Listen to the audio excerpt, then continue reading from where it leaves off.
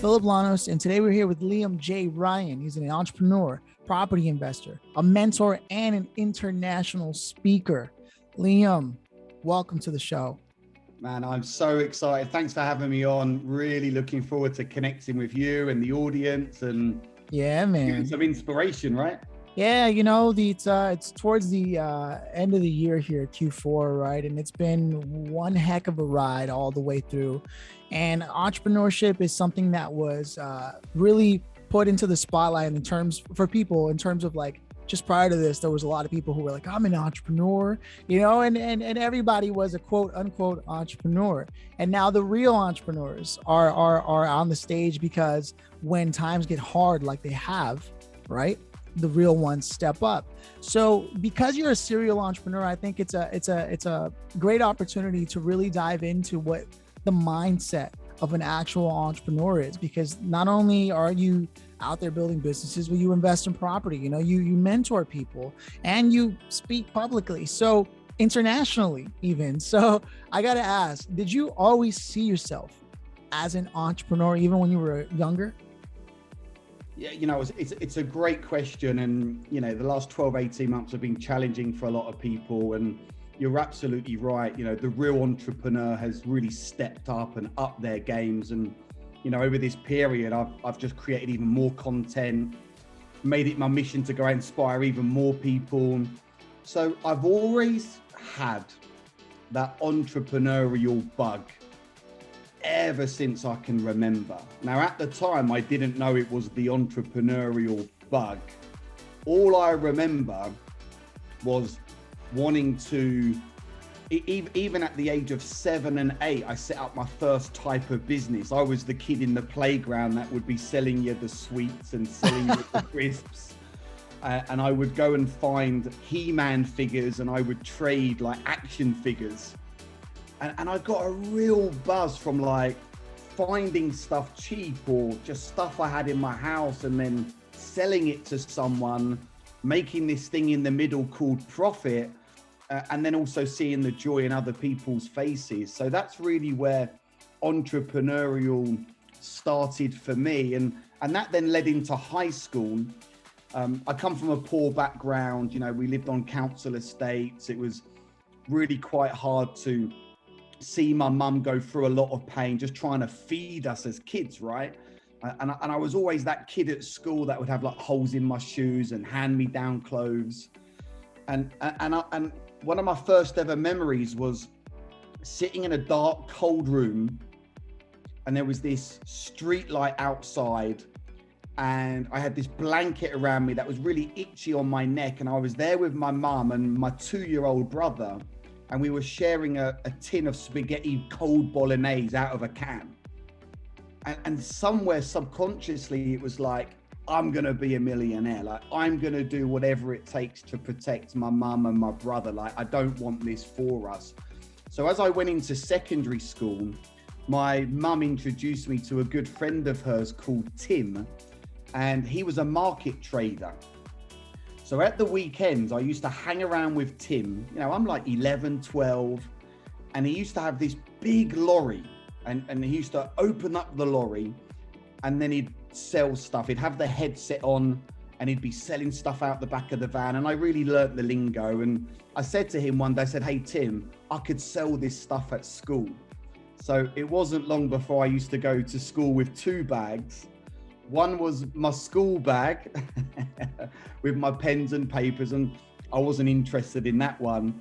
and then the other bag was like a big Reebok bag with jeans and perfumes and cigarettes. So that's really where it started for me. I got a real buzz from that. And I think trying to protect my mum and my brother, I grew up, you know, a lot sooner, you know, so I was like, already felt like an adult at the age of 8, right? Yeah, no, that hard times, you know, they make strong people. And it's really fascinating to me, because sometimes people will have had that hard life, but then they fall into complacency over and over again. Like they always remember, oh, I swear I promise I'll, but you've been able to keep that drive alive. The promise you made to yourself was one you never broke for yourself. Do you think that's something, and this is obviously an opinion here, but do you find that maybe that's more just like a personality thing than it is something that somebody can develop? Like, Yeah. Yeah, it's a really good point, because hey, not everyone is as successful as they want to be. It comes down to, look, an entrepreneur for me is someone that wants to take their life into their own hands. They want to almost go against the grain of society and what we've been taught at school, because I think a lot of what we get taught just doesn't work in the real world. An entrepreneur is someone that is willing to do what other people are not willing to do. And a lot of people want to become entrepreneurs, but when it comes down to it, just some people haven't got that pure grit and determination. And a lot of people look at entrepreneurs, or they look at the success, but they don't understand maybe the years of hardship and the years of becoming a master at what you do, and the sacrifice and the dedication. And not everyone has got that in their blood. And this is why I believe a lot of people give up. I believe also a lot of people give up because they don't have the right support around them. They don't have the right help around them. They're not being held to a high level of accountability. Oh. So I think that's always important. And I've always not consciously done it when I was younger. I was just trying to survive, man. I was just like grinding it out, like survival skills. I want to prove the world wrong. But I've always found myself around successful people, and they've always helped me. They've been there in my darkest hours, and they've also been there to celebrate the wins. Man, not enough people talk about that. Successful people are always looking to help, which is why, in the beginning, we talked about how you're a mentor. I imagine that's your way of giving back any chance that you can, because, that story you told, we were left off and like, and I had a second bag and I was selling stuff. And then it's almost like at the end of it, we forget, but remember what inspired that. All while you were selling that, you were still sitting there with the itchy blanket, making a promise to yourself that you'll never let your mom and your brother starve like that again, or feel that way again. And like that never left you. And most people get carried away by the story as it's happening, but you remember your origins always. And I can tell that's really what's driven you. And then to be able to talk about with such humility that there's other people. It's not just the individual and whether or not they have the grit. To some degree, it really is that. It's also that you had good people around you. You found yourself them, and you were willing to do what it took to stay by their side and to work together and to earn their respect and continue to push forward and do everything that society said you probably weren't supposed to be able to do. And it's such a mix of interesting things that come together. It's really fascinating to see. Like, I'm watching you're very successful, and we haven't even gotten into this yet, right? We're just starting with the origin story. So you're selling this, you're at these things at school, and at some point, I imagine you came in a crossroads where people were asking whether or not you were going to go to university, or if you were going to pursue an alternative path. It was pretty clear, I think, to me where that went. But want to open up a little bit about that moment? Yeah. Because we've all got a backstory, and I feel it's important to stay true to your roots. Always remember where you've come from. So I always, like growing up inside, I never felt quite comfortable in my own skin. I always wanted to be someone else. Like, it's weird, right? Like, I remember that the head teacher's son at school, Barry. Like, I just idolized this guy, right? So I never quite felt comfortable in my skin, but I always put on a brave face, and I thought, you know what, I'm just going to give everything 110%. So brave face, big smile, give it my all. I wasn't the smartest at school. I suffered with dyslexia. I passed with fairly decent grades. And then I started to go to college. And about 3 weeks into college, it was like, this isn't the life for me. And what actually happened, Philip, is that in year 11, so my last year at school, I walked into town and there was a road called Head Street. And it's quite a busy town centre street, lots of shops, but lots of stuff going on. And in the corner of my eye, I saw this yellow sign in the window. So if you can imagine this. and it had massive commissions to be made, door canvassers required, 16 years and over. I thought, well, I'm only 15, but I'll blag it. So I remember going around the back of this commercial unit. I took off my school tie, my blazer. I dumped it in a dustbin, in the big dustbin round the back. I walked into this company, which was called Zenith Windows. And I was confronted by this 5'2" older gentleman, quite aggressive looking, a bit like a pit bull. And I said, I put on like a bit of a deep voice. I said, I'm here about the job in the window. And he just looked at me, slapped me on the shoulder. He said, you're in. And 5 minutes later, I'm being hurled into the back of this car with 4 grown-ups, given a lead sheet, and we were knocking on doors. So basically we would knock on doors, and if I generated a lead and then a window sales rep went round the house, as long as they gave a quotation, I would get paid 25 quid. Whoa. I thought, how hard could this be? So I'm out knocking on doors in the first night, no leads. I get home at 10 o'clock at night. I go back on the next night, knock on doors for 4 or 5 hours, no leads. My mum goes nuts. I'm calling the police, it's slave labor. You're not earning any money, you need a salary. I said, Mum, I've got this, chill, right? Third night, I knock on doors and I get my first lead. And it was an immediate, which basically meant the rep went round that evening and I made my first 25 quid. And then the mind changed. It was like, if I can do it once, I can do it 1,000 times. So already before leaving school, I was making £300-400 a week as a 15-year-old, knocking on doors. And through that process, it changed my life, because I learned the art of resistance, commitment, rejection, how to overcome objections, how to read people, how to build desire in literally 4 or 5 seconds. Because someone opens the door, they're going to slam it in your face. And so when I went to college, it was like I was doing the sums in my head. I was like, if I can make 400 quid a week part-time, what could I make if I do this 12 hours a day, 7 days a week, 365 days of the year? So that was it. 3 weeks in college, mate, I bailed and I was knocking on doors full time, pretty much 7 days a week.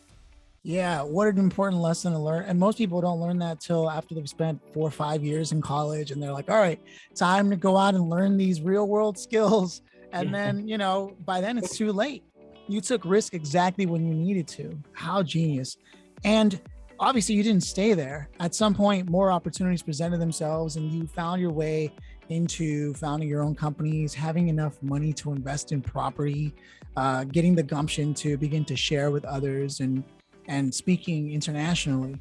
So at what point did you look up and realize, whoa, I've created a lifestyle that's far from that cold can of bolognese? Yeah, you know what? It's what an incredible journey. Yeah, really from my door knocking, I then went on to doing some insurance. And then I had a really big break at the age of 20 to go and work overseas. So there I was, 20 years of age. I was living with my best mate in the UK.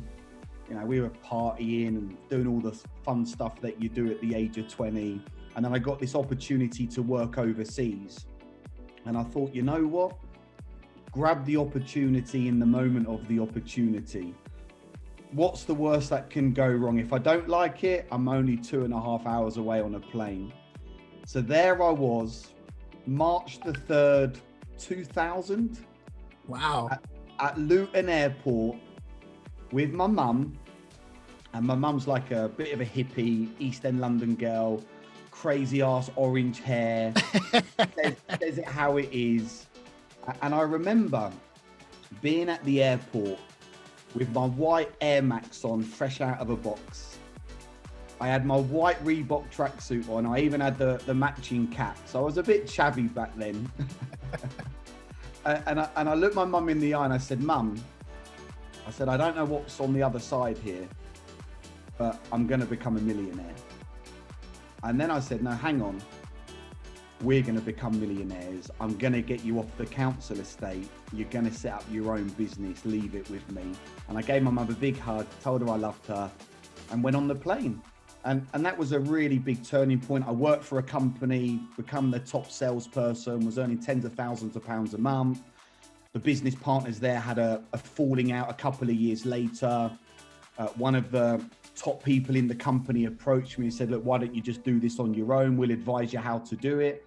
And there I was at the age of 22, setting up my first proper business, me and 4 guys. And it just grew and grew from there. We were doing lead generation. I had guys on the telephone, call centers, generating leads. And before I knew it, I had 30 guys, 50 guys, 60 guys. Fast forward a few years, I had 170 people working for me in different locations around the world, all doing lead generation.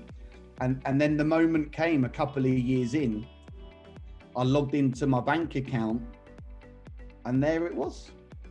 1 and 6 zeros. And I was like, man, I'm like 23 or 23. And I called my mum in tears and I just said, we've bloody done it.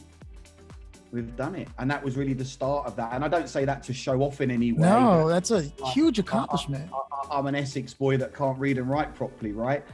But it was just right place, right time, and taking risk. Yeah. You know, I talk about having skin in the game. A lot of people want the reward, but they're not willing to take any type of risk. And hey, you know, you don't have to be silly when taking risks, but sometimes you just got to put yourself in the firing line and say, you know what, I'm going to give it a go. And if it doesn't work, then there's going to be some learning from that. And I'm sure there's always another solution. I just love how you staked your claim just before leaving on that plane, and you didn't turn back. You didn't look back. It was all like, I know exactly where I'm going, why I'm doing what I'm doing.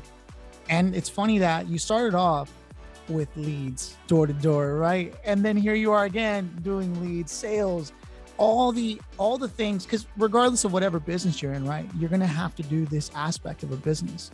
This just happened to be the core of what you decided you wanted to do and what it's done. And to be able to sit there that one fateful day and to open up your bank account and see that and know that you told your mom that's what you were going to do and you did it.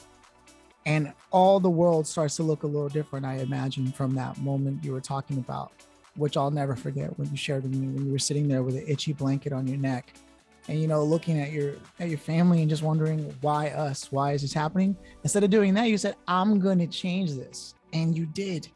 Yeah. Again, there's this theme of this drive, this, like you said, even whoever you were, it wasn't where you wanted to be. It wasn't who you wanted to be. You were going to continue to evolve until you became that kid you envied in school or whatever it was. And you did. You started wearing all white, you know what I mean? Even a cap to match.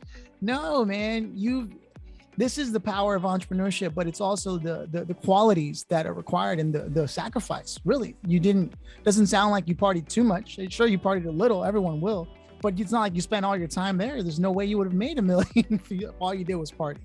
Yeah. The partying definitely came after, I'll tell you that. So we can go into that if you like. There was definitely a downward spiral. Oh, really? Downward spiral that came for sure. But I remember sending money back to my mum, and my mum got a house. My mum set up her first ever business called Bieber Lives, and she got a shop in Camden Market, and she started to live the life of her dreams, which was amazing. I was overseas living the high life, and something I'd like to share with people, because people have a fear of failure and a fear of success. And in my early 20s, even though I then hit that level and had this huge company, there was still something inside of me. I didn't quite know how to handle it. And I also didn't quite think I was worthy of it. And in some respects, I was a bit ashamed of it. Like I didn't know how to allow myself to be successful.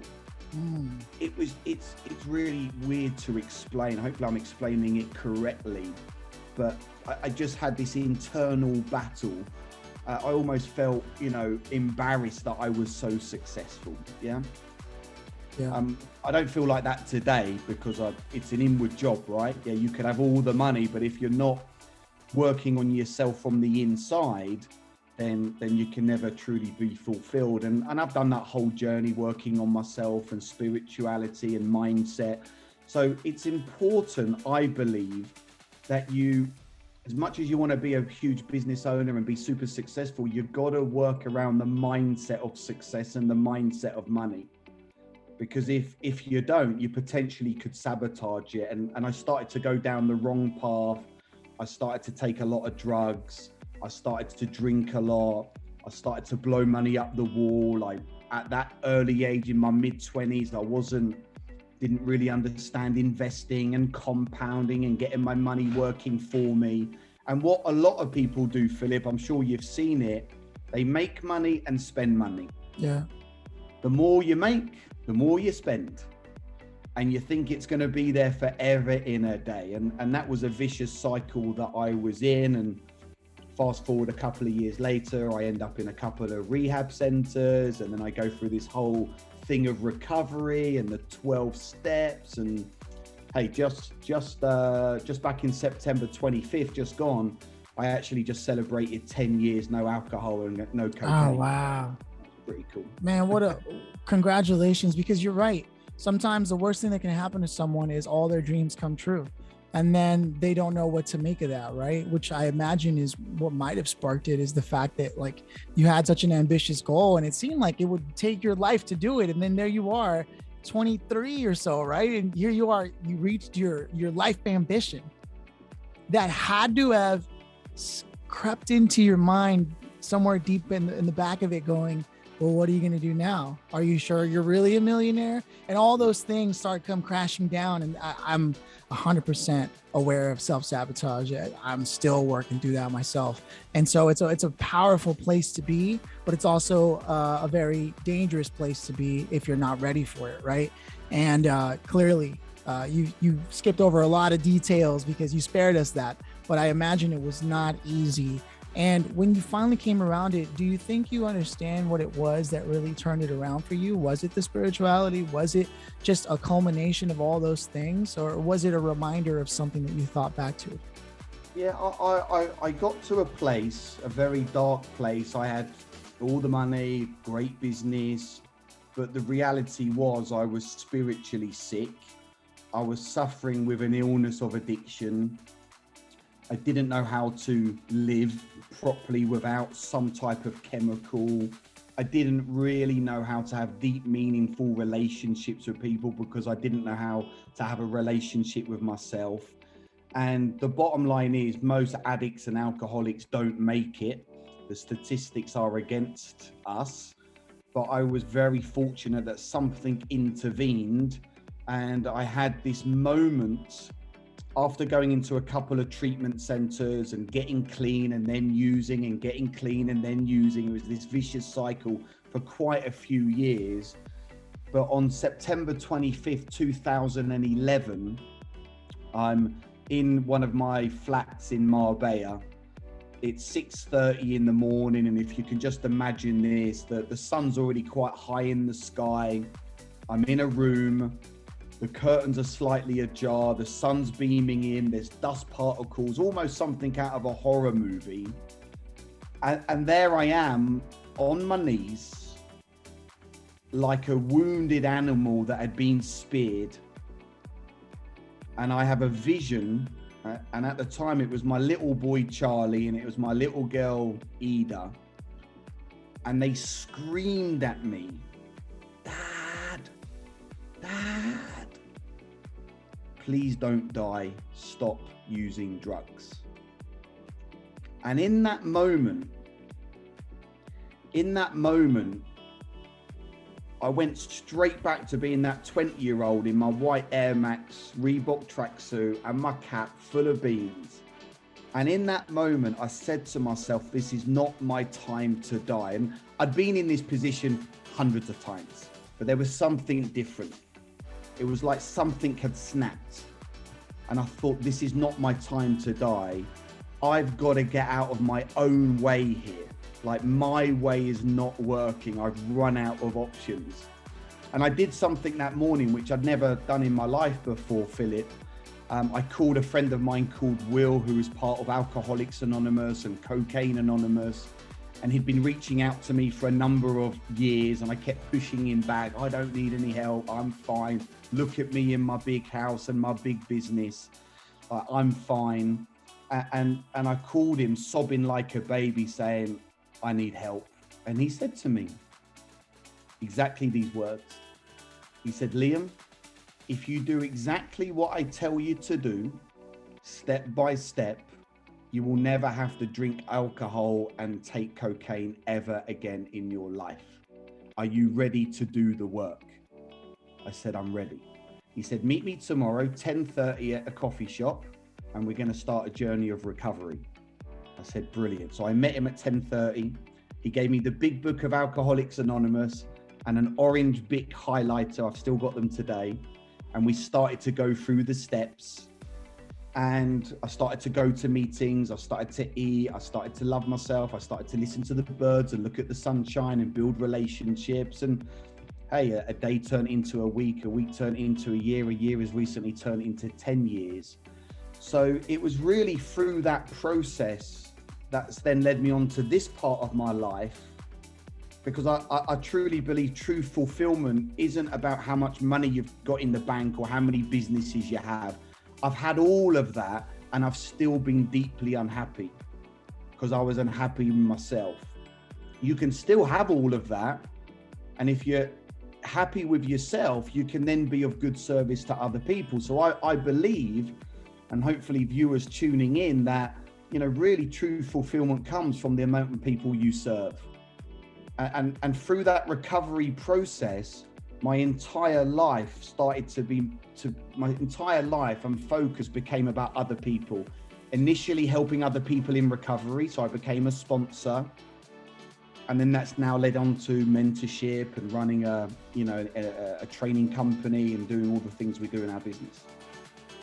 Powerful. And I'm so grateful and humbled that you shared that. You know, that those aren't the easiest things to talk about, to share, to relive. And it makes me reflect even on my own choices in life and what I want to do. You know, no one can listen to that in the way that you shared it and not walk away going, yeah, at some point you got to get real with yourself and where you are. And, you know, for someone who's never had the money and they're currently struggling, they'll always be like, oh yeah, but you had money. Like they'll always find a way to discount something, right? I'm like trying to think ahead as a listener, but I imagine like people are all betting on that money is going to solve their problems. Although, especially the ones that don't have it, right? You were working towards that because you said this is going to solve all the problems I ever had, only to find that it magnified the real problem you had. Yeah, so true. Yeah. So yeah, a lot of people focus on the money, think that that's going to fix them. It doesn't.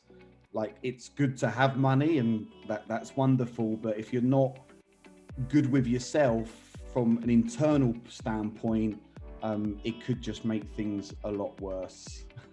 Yeah, no kidding. And at some point you started a training company now. What is it called? Yeah, so my training company with my business partner is called Assets for Life. We're in our 7th year now. I started as a property investor. I've done property for 20 years. First time round, made every mistake in the book, lost over 2 million euros, bought everything I shouldn't have bought, thought I could listen to a few podcasts, not podcasts back then, sorry, YouTube videos, watch a couple of TV programs and read some books, and thought, hey man, I'm going to become a property investor. Bought overseas, off-plan, new builds, got sold to by really hot, sexy estate agents on the Costa del Sol in Spain. Bought at the wrong time, didn't man. It was like everything That could have gone wrong. First time round as a property investor, definitely went wrong. Oh man. So, and at the time that was quite painful.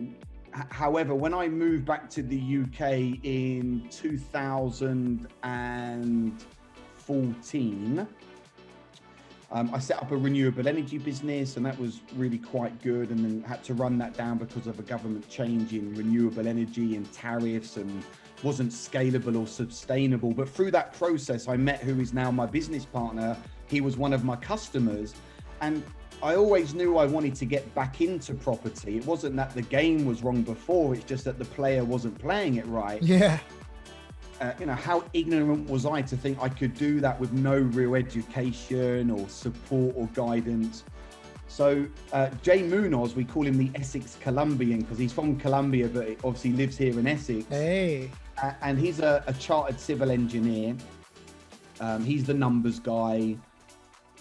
And when I first met Jay and I sold him solar panels, there was just this instant connection.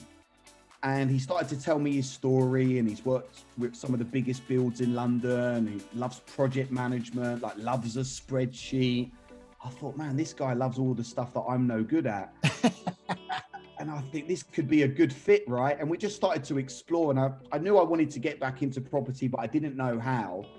And the conversation came up about us, like, maybe becoming business partners. So we hung out for a while. We made sure our values and visions were aligned. Made sure we actually liked each other, and we believed that we could work together long term. And then I said, look, what have we got to do, Jay, to go to the next level? Like, how can we accelerate fast? I said, because I've made some money in property, I've lost some money in property, I want us to do it the right way. And even Jay was very experienced. I could see he was spinning all the plates himself. He still very much had an employee mentality because he was in the corporate world pretty much all his life, trying to be the manager of the manager of the manager. And then going from corporate life into entrepreneur life can be quite a challenge for people, right? Yeah. Because now you've got to keep yourself motivated. Now you've got to look to build a team. Now it's like on your own shoulders. And actually Jay was more lonely than when he had a job. He was spinning all the plates. So it was just a perfect fit for both of us. So we decided to become business partners. We're in our 7th year. And then what happened, Jay said, look, we need to go and get a mentor. We need advanced training. I was like, well, how the hell do we do that? He said, look, I'm part of the UK's largest property training company, and they run these events in London, and you should go. And I was like, what sort of events are this? Have I got to like hug people, and am I going to get to dance, and I'm going to have to do some high fives? He said, look, you might have to, but keep an open mind. I said, you know what? I'll keep an open mind, right? And if anyone can take anything from this session today, it's like that word is so powerful. Keep an open mind. Because I'm sometimes, and maybe people can relate to this, I'm sometimes my own worst enemy. Anyway, there I was, Philip, going into London, really quite scared, nervous and skeptical. I turn up at this hotel event, and there's like 400 people in this room. Oh, wow. I'm like, oh my goodness. So here's what happens, right? At the start of the event, I'm at the back of the room with my arms folded, thinking, what the hell am I doing here? As the day progressed, I really start to tune into the speakers and what they were teaching. And I was like, okay, this is making a bit of sense now. By the end of the day, I'm on the front bloody row, waving my arms around.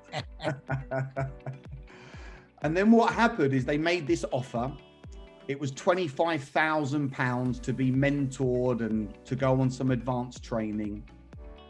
And I was like, I ain't got 25 grand. And I just sank in my seat.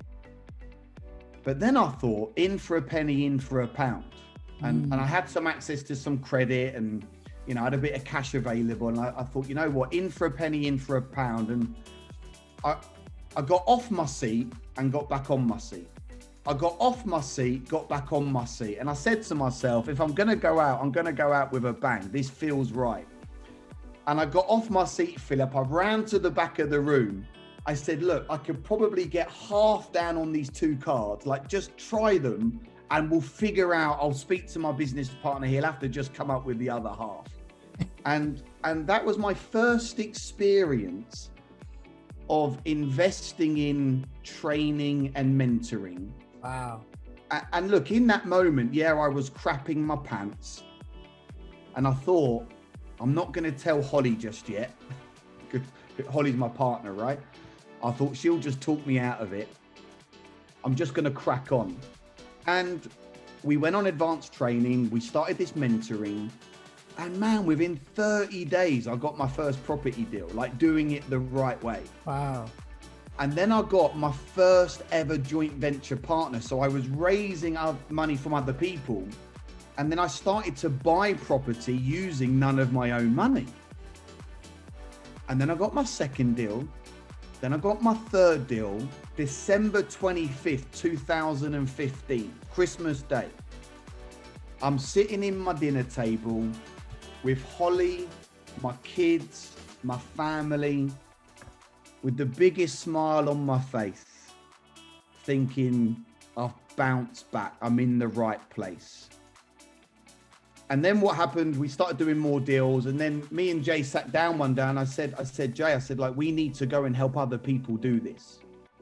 Like, it is my purpose, because it was only a few months ago, I'd lost my business, I'd run out of money. I found myself in a sticky situation due to this government change. And I said, we can go and help people do this. And we started to, I trained as a public speaker. I started to go around the whole of the UK. I made some sacrifices. I said, Holly, you're gonna have to bear with me, babes. And I would travel literally 5, 6, 7 hours to go and speak at a networking event with sometimes just 5 people. But you know what? It was like I was knocking on doors again, like I was 15 years of age. Yeah. And it was like, this is just a pure numbers game. I've got to earn my stripes. And it's going to take time to build our brand, get our message out there. But it was almost like I found my purpose in life. It was such a weird feeling. And we started our training company. And I ran my first ever training event on May 28, 2016 at the Holiday Inn in Stratford, which is in East London, to 22 people. They'd all paid £47 to be there. And we kickstarted our mentorship mastermind program. And out of those 21 people, 12 people joined us, and they paid their yearly fee.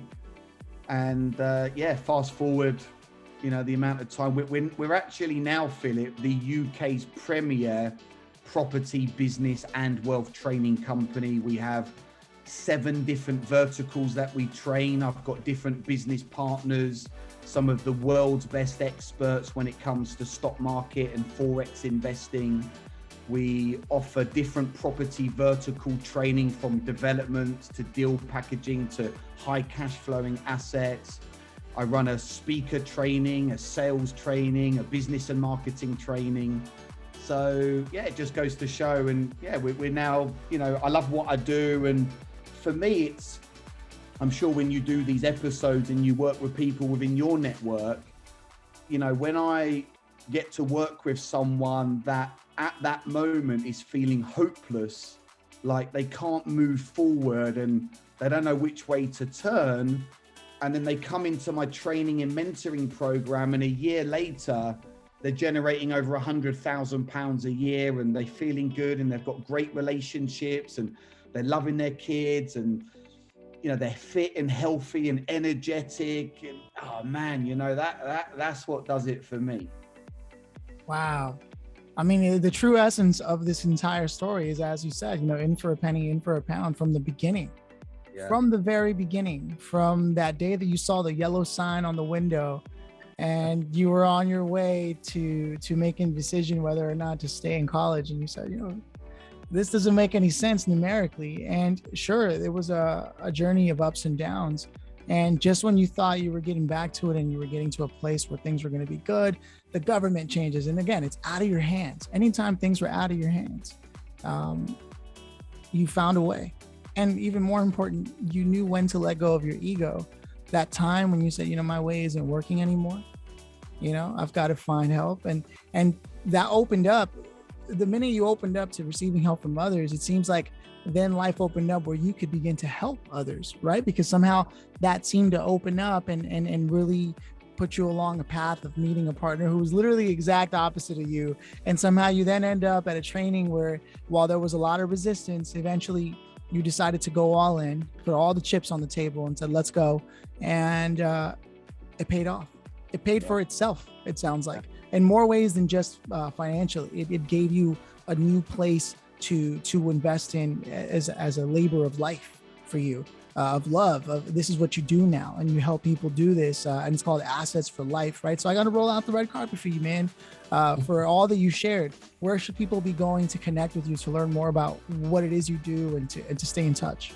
Yeah, great. So they can check me out on my Instagram handle, Liam J. Ryan Wealth. So hook me up on Instagram.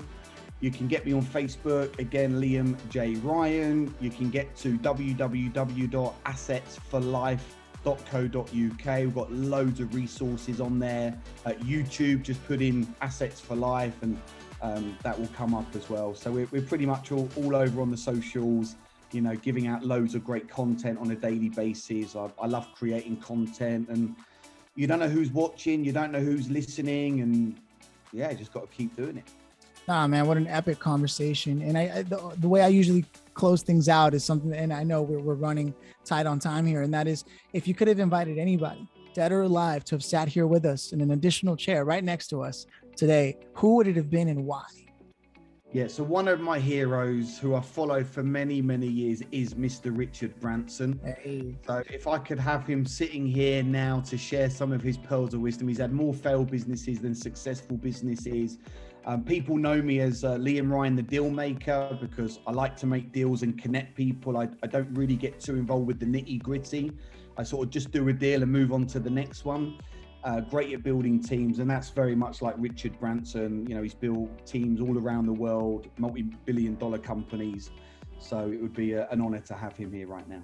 Absolutely, man. Absolutely. The more and more I hear about him, and the more and more I hear about stories like yours, the more I realize exactly what it takes to be successful in the way that everyone is trying to traditionally say they want to be successful. Are you ready to go through it? Because this is a perfect example of what it really takes.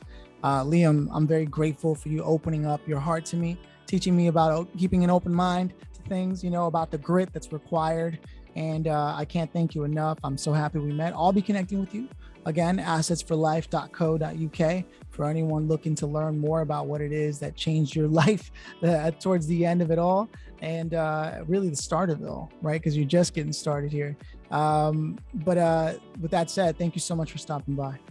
Amazing. Yeah, thanks for having me, and wishing all the viewers and listeners all the best. If I can do it, you can definitely do it. And I hope to tune in again in the future.